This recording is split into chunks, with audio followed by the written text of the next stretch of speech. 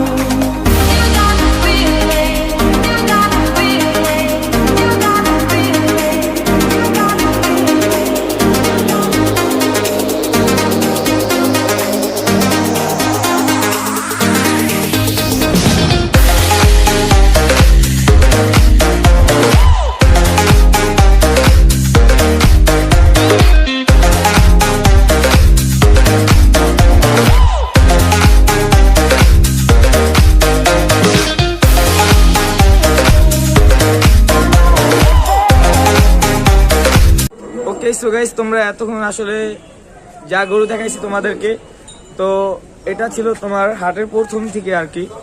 তো আমরা এখন ওই সাইডে যাব, বাট ওখানে অনেক বড় একটা গরু আছে আর যেটার নাম হচ্ছে কালো তুফান বলে সবাই বলতেছে। তো আমরা